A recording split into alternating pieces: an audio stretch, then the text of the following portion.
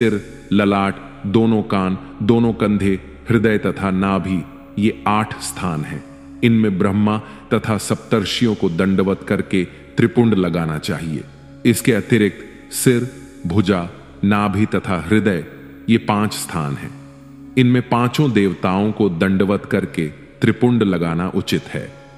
AUM नमः शिवाय। श्री शिव महापुराण की इस कथा में हम रुद्राक्ष का महात्म्य जानेंगे। रुद्राक्ष शिव जी को अत्यंत प्रिय है। उसका दर्शन करने मात्र से ही संपूर्ण पाप नष्ट हो जाते हैं तथा पूजन करने से दोनों लोकों में आनंद प्राप्त होता है। शिव जी की तपस्या से उनके आंसू वृक्ष बन गए।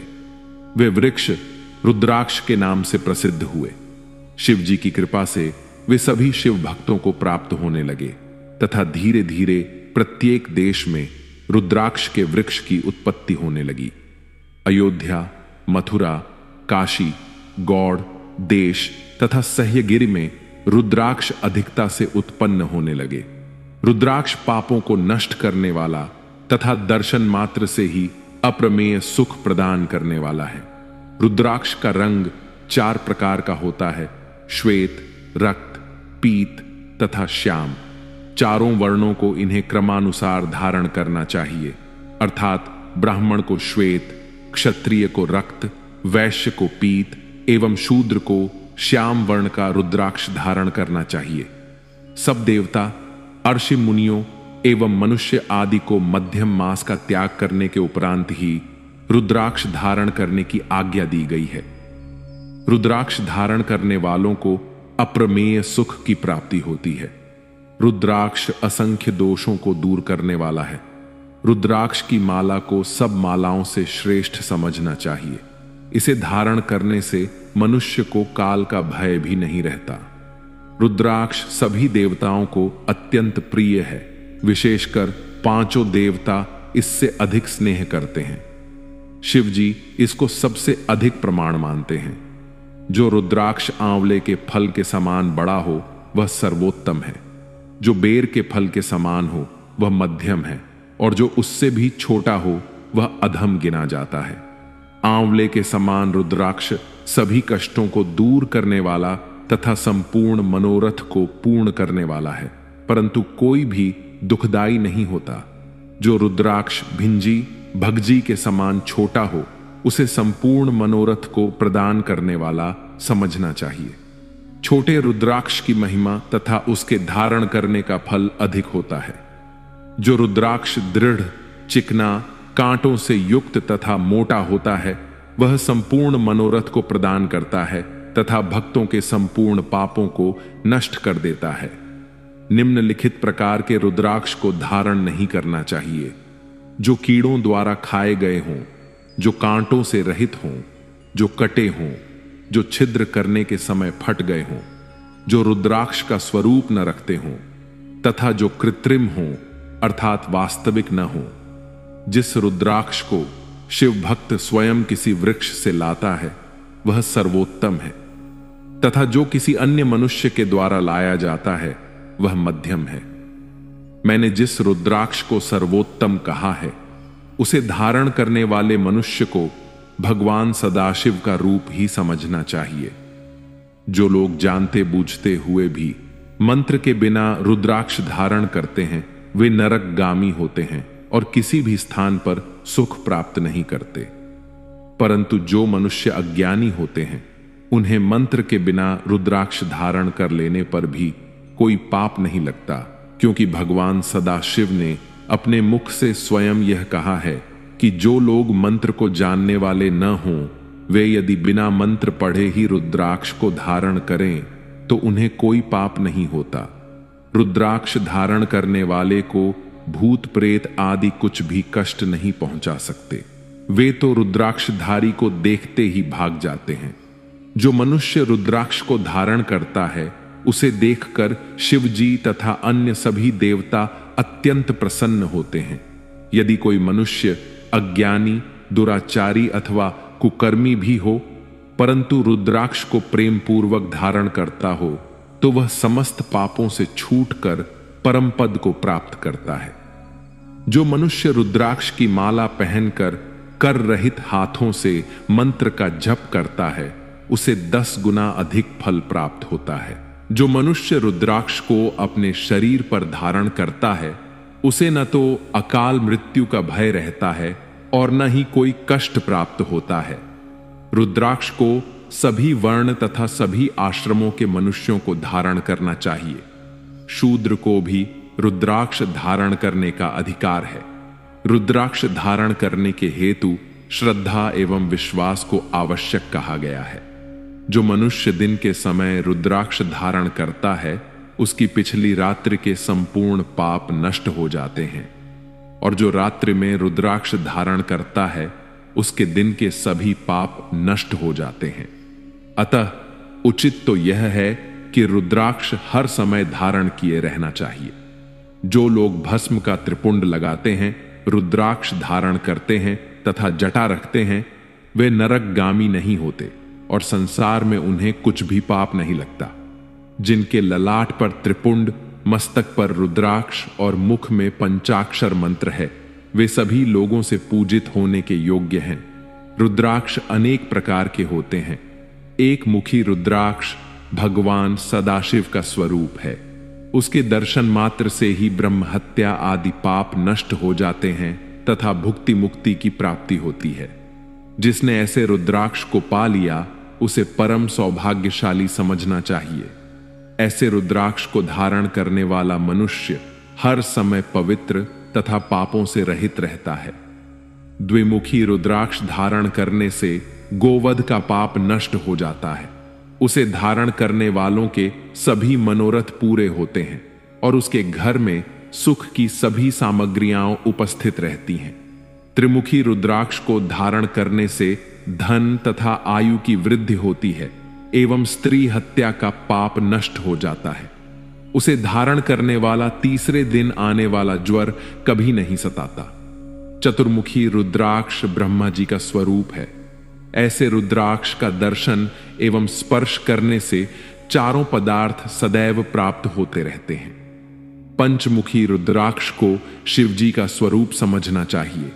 उसे धारण करने से भुक्ति मुक्ति की प्राप्ति होती है तथा भक्ष्य भक्ष के दोष एवं परस्त्री गमन आदि के पाप नष्ट होते हैं। जो लोग पंचमुखी रुद्राक्ष को धारण करते हैं, उन्हें कोई दुख नहीं रहता। षणमुखी रुद्राक्ष को स्कंद के समान जानना चाहिए। वह ब्रह्म हत्या आदि पापों को नष्ट कर संपूर्ण सुखों को प्रदान करने वाला है और सदैव दाहिनी भुजा में धारण करने योग्य है। सप्तमुखी रुद्राक्ष को महासेन तथा आनंद कहकर पुकारते हैं। उसे धारण करने पर दरिद्री भी राज्य पद को प्राप्त होता है और उसके संपूर्ण पाप नष्ट हो जाते हैं। अष्टम रुद्राक्ष को बटुक भैरव का रूप जानना चाहिए। उसे धारण करने से आयु की वृद्धि होती है तथा शिव जी की कृपा से अंत में मोक्ष प्राप्त होता है। नवम मुखी रुद्राक्ष दुर्गा का स्वरूप समझना चाहिए। वह दाएं हाथ में धारण करने योग्य है। उसे धारण करने वाला मनुष्य ब्रह्मा जी के समान सबका स्वामी होकर पापों से रहित हो जाता है। दशमूल को विष्णु जी का स्वरूप समझकर धारण करना चाहिए। वह युद्ध क्षेत्र में विजय प्राप्त करने वाला तथा संपूर्ण कार्यों को सिद्ध करने वाला है। एकादश मुखी रुद्राक्ष को रुद्र का स्वरूप समझकर करना चाहिए। वह सर्वत्र विजय प्राप्त कराने वाला है। दक्ष मुखी रुद्राक्ष सूर्य का स्वरूप है। उसे शिखा में धारण करने से संपूर्ण रोग नष्ट हो जाते हैं तथा दोनों लोकों में सुख प्राप्त होता है। त्रयोमुखी रुद्राक्ष को विश्व देवता का स्वरूप कहा गया है। उसे धारण करने से समस्त मनोकामनाएं पूर्ण होती हैं। चतुर्दश मुखी रुद्राक्ष को लाला 8 पर बांधने से कभी कोई कष्ट नहीं होता तथा संपूर्ण पाप अतिशीघ्र नष्ट हो जाते हैं। मनुष्य को उचित है कि वह इन सब प्रकार के रुद्राक्ष की माला बनाकर प्रेम पूर्वक धारण करें। 100 दानों की माला मोक्ष प्रदान करने वाली होती है। 140 दानों की माला आरोग्य एवं बल प्रदान करती है। 32 दानों की माला धन देती है। 108 दानों की माला संपूर्ण कार्यों को सिद्ध करने वाली है। पुत्र जीव वृक्ष की कांठ की माला पुत्र देने वाली होती है। मणिमाला धन की वृद्धि करती है। मोतियों की माला सौभाग्य प्रदान करती है। कुछ माला पापों को नष्ट करती है। सोने तथा चांदी के दानों की माला सभी मनोरथ को पूरा करती है। स्फटिक की माला श्रेष्ठ गति देती है। कमल की माला आरोग्य तथा धैर्य प्रदान करती है।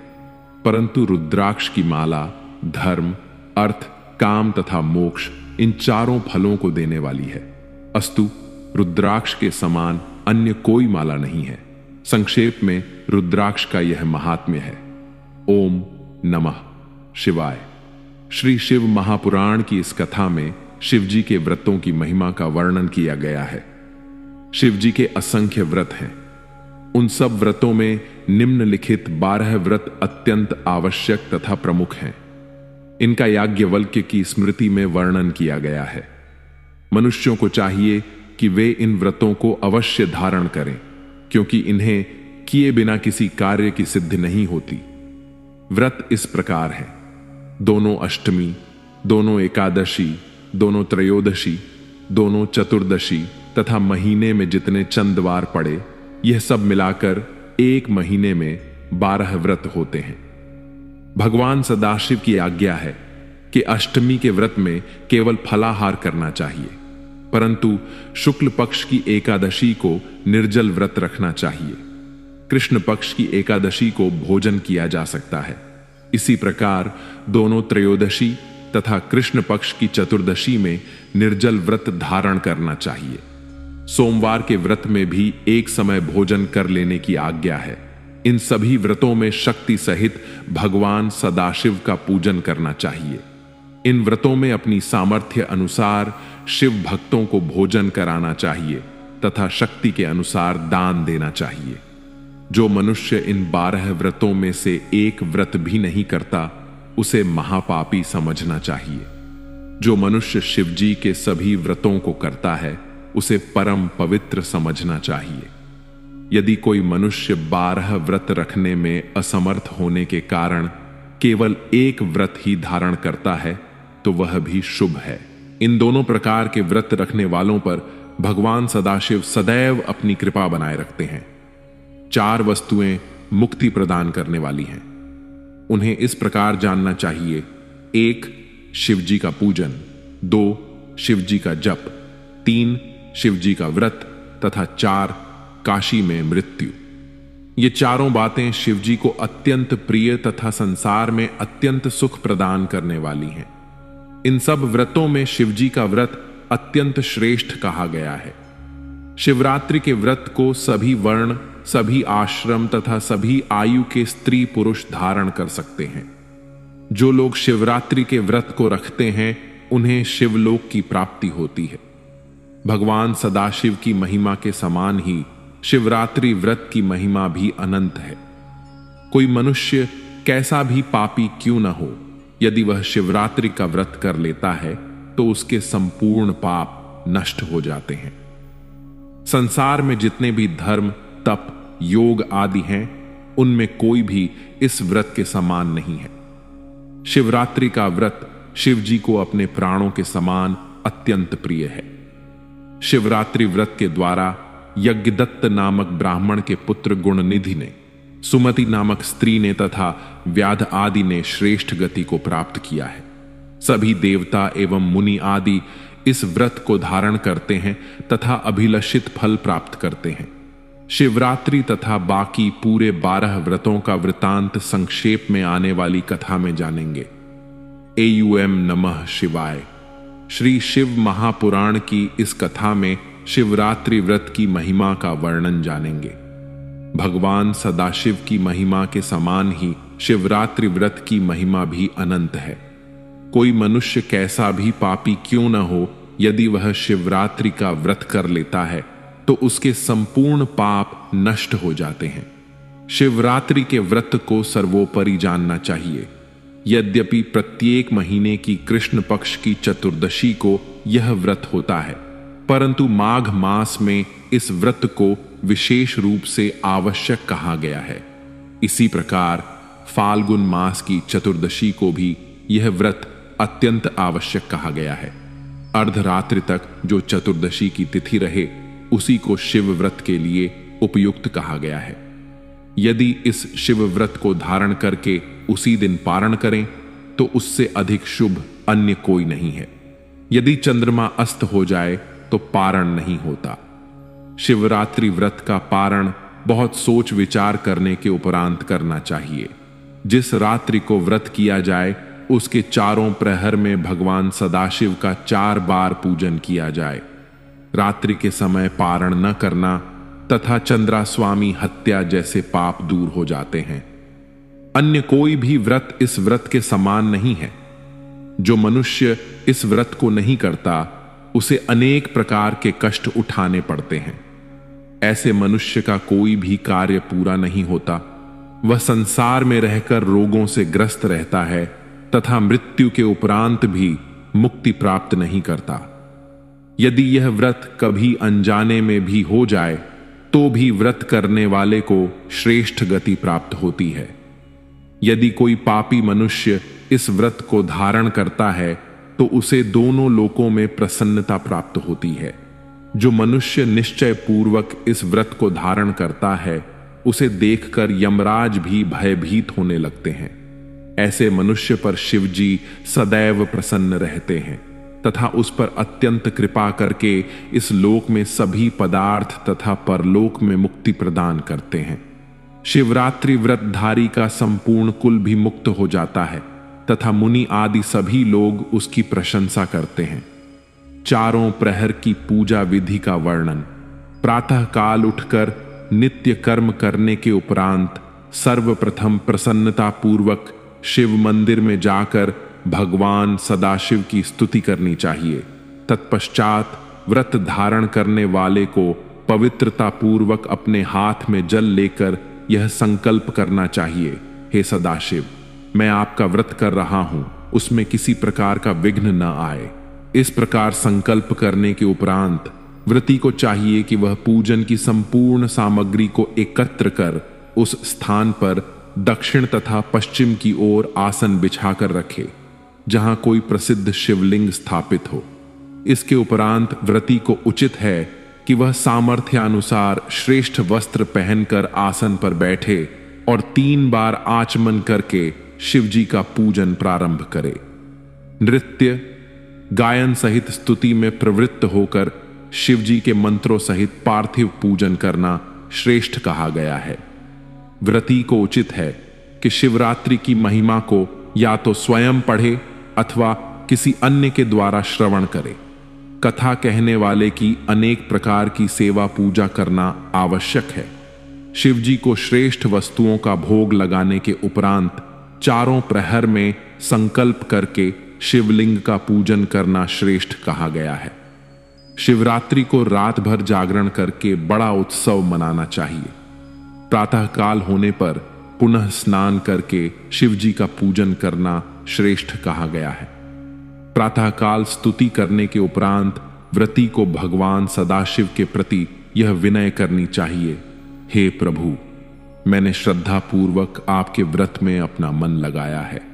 अस्तु, आप मुझे अपना जानकर प्रसन्न होइए तथा मेरे संपूर्ण मनोरथ को पूरा कीजिए। इतना कहकर शिवजी के ऊपर पुष्पांजलि छोड़नी चाहिए। इस प्रकार व्रत की क्रियाएं समाप्त हो जाने के पश्चात प्रसन्नता पूर्वक ब्राह्मण को दान देना चाहिए तथा अपनी शक्ति के अनुसार शिव भक्तों, ब्राह्मणों तथा यतियों को श्रेष्ठ भोजन, दान आदि द्वारा प्रसन्न करना चाहिए। चारों प्रहर में पूजन की विस्तृत विधि। संध्या के समय सर्वप्रथम संध्या आदि संपूर्ण नित्य कर्म से निश्चिंत होकर पहले प्रहर में इस प्रकार पूजन करें। संपूर्ण सामग्री एकत्र कर शिवजी के दोनों लिंगों अर्थात पार्थिव तथा स्थायी शिवलिंग में से जो भी वहां हो उसका पंचामृत द्वारा अलग अलग मंत्र पढ़ते हुए पूजन करें। इसके उपरांत 108 मंत्रों द्वारा शिवजी को जल से स्नान कराएं। फिर मंत्र पढ़ते हुए संपूर्ण सामग्री से पूजन करें। अपने गुरु द्वारा दिए गए मंत्र से अथवा पंचाक्षरी मंत्र AUM नमः शिवाय से अथवा केवल शिवजी का नाम लेकर भी पूजन करना उचित है। चंदन, अक्षत, काले तिल, कमल पुष्प, कनेर के पुष्प आदि सभी श्रेष्ठ पूजन वस्तुएं शिवजी के 8-8 नाम लेकर चढ़ानी चाहिए। उत्तम सुगंधित धूप देने के उपरांत आरती करनी चाहिए तथा श्रेष्ठ पकवान चढ़ाकर बेल पत्र का अर्घ्य देना चाहिए। इस प्रकार पूजन करने के उपरांत दंडवत करते हुए शिवजी का ध्यान करना चाहिए। यदि पूजन करने वाला किसी अन्य देवता का भक्त हो तो भी उसे पंचाक्षरी मंत्र द्वारा शिवजी का जप करना चाहिए। शिवजी के सम्मुख गोमुद्रा दिखाकर जल में बैठकर तर्पण करें। पश्चात 5 ब्राह्मणों को भोजन कराने का संकल्प करें। यदि इतनी सामर्थ्य न हो तो केवल एक ही ब्राह्मण को भोजन कराने का संकल्प करें। जब तक पहला प्रहर व्यतीत न हो जाए तब तक विविध प्रकार के उत्सव मनाते रहें। दूसरा प्रहर आरंभ होने पर भी इसी प्रकार शिवजी का पूजन करें। इस प्रहर की विधि में इतना और जोड़ा गया है कि जी, गुड़, लौह, लोहबान तथा कमल के पुष्प पहले प्रहर से दुगुने होने चाहिए। साथ ही शहद सहित दूध का नैवेद्य लगाकर बीजपुर का अर्घ्य देना चाहिए। शिवजी के नाम का जप भी पहले प्रहर से दुगुना कर देना चाहिए। तीसरे प्रहर की पूजा भी इसी प्रकार करनी चाहिए, परंतु उसमें इतना अधिक कहा गया है कि गेहूं का लड्डू, हर तथा मंदार के फूल इस पूजन में होने चाहिए। अनेक प्रकार के धूप, दीप, नैवेद्य के लिए अनेक प्रकार के साग, अर्घ्य के लिए पका अनार तथा कपूर की आरती, इन सबको पहले प्रहर से दुगुना करना चाहिए। शिवजी के मंत्र का जप भी पूर्व प्रहर की अपेक्षा दुगुना करना उचित है। चौथे प्रहर की पूजा में इतना अधिक और कहा गया है कि मूंग, उड़द तथा प्रियंगु अर्थात काकू के लड्डू, हर, 7 प्रकार के अन्न, शंखा होली तथा अन्न से बने हुए मिष्ठान्न का नैवेद्य अथवा उड़द का नैवेद्य बनाकर भोग लगाना चाहिए। अनेक प्रकार के फलों अथवा केले के फल का अर्घ्य देना उचित है। शिवजी के मंत्र का पहले से दुगुना जप करके बहुत उत्सव मनाना चाहिए। चारों प्रहर की पूजा में शिवजी पर असंख्य बिल्व पत्र चढ़ाना शुभ कहा गया है, क्योंकि बिल्व पत्र शिवजी को अत्यंत प्रिय हैं। बहुत से मनुष्यों को एकत्र कर चारों प्रहर नृत्य, गायन आदि का उत्सव करना चाहिए। इस प्रकार रात्रि भर जागरण करते हुए शिवजी का ध्यान करना सर्वोपरि कहा गया है। अन्य किसी भी प्रकार का कोई भी संकल्प मन में लाना उचित नहीं है। शिवरात्रि का महात्म्य सुनते हुए रात्रि को प्रसन्नता पूर्वक व्यतीत करना चाहिए। व्रतधारी को उचित है कि वह चारों प्रहर एक ही आसन पर बैठे तथा लोभ रहित होकर यथाशक्ति धन खर्च करे। सूर्योदय होने पर व्रतधारी ब्राह्मणों को दंडवत करता हुआ अपने आसन से उठे। अपने मन में अत्यंत प्रसन्न होकर अनेक प्रकार के उपहारों को एकत्र कर शुद्ध जल से भगवान सदाशिव का अभिषेक करना चाहिए। फिर जितने ब्राह्मणों को भोजन कराने का संकल्प किया हो, उनके अतिरिक्त और भी जितने हो सकें उतने ब्राह्मणों को भोजन करावे। साथ ही भोजन कराते समय और जो भी लोग आ जाएं, उन सब लोगों को भी भोजन कराना चाहिए। यह सब धनवानों के करने योग्य हैं, परंतु जो निर्धन हो, यदि वह उपर्युक्त सामग्रियों से पूजन न कर सके तो उसे कोई दोष नहीं होता। इस प्रकार चारों प्रहर तक पूजन करने के उपरांत प्रातःकाल स्नान करके फिर से पूजन करें और ब्राह्मणों से आशीर्वाद लेकर समस्त देवताओं सहित शिवजी का विसर्जन करें। जब इन कार्यों से निवृत्त हो जाए तब ब्राह्मणों से आज्ञा प्राप्त कर अपने परिवार सहित भोजन करें। जब 14 वर्ष तक शिवजी का व्रत निरंतर कर लिया जाए तब उसका उद्यापन करना उचित है। उद्यापन की विधि इस प्रकार है। त्रयोदशी के दिन संयम पूर्वक रहें तथा चतुर्दशी के दिन निर्जल व्रत धारण करें। शिवजी का धाम दिव्य मंडल, जिसे गौरी तिलक कहा जाता है, की रचना करके लिंग तो भद्र तथा सर्वतोभद्र चक्र बनाएं। यहां 8 कलश की स्थापना कर उन्हें फल फूल तथा वस्त्रों से सुसज्जित करें। कलश के ऊपर शिव गिरिजा एवं नंदीश्वर की स्वर्ण प्रतिमाओं की स्थापना करें। इन तीनों मूर्तियों को अपनी सामर्थ्य के अनुसार स्वर्ण से बनवाना चाहिए। इतना सब करके दीपक जलाकर दाहिनी ओर रखें तथा प्रसन्नता पूर्वक रात्रि भर जागरण करके चारों प्रहर में शिव जी का 4 बार पूजन करें।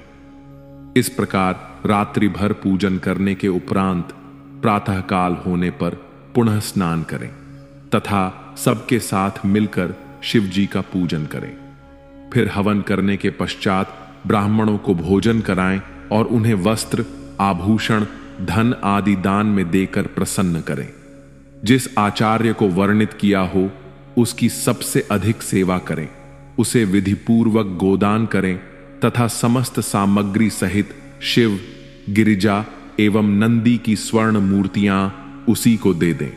आचार्य को दंडवत प्रणाम करने के पश्चात शिव जी को पुष्पांजलि अर्पण करते हुए स्तुति करें।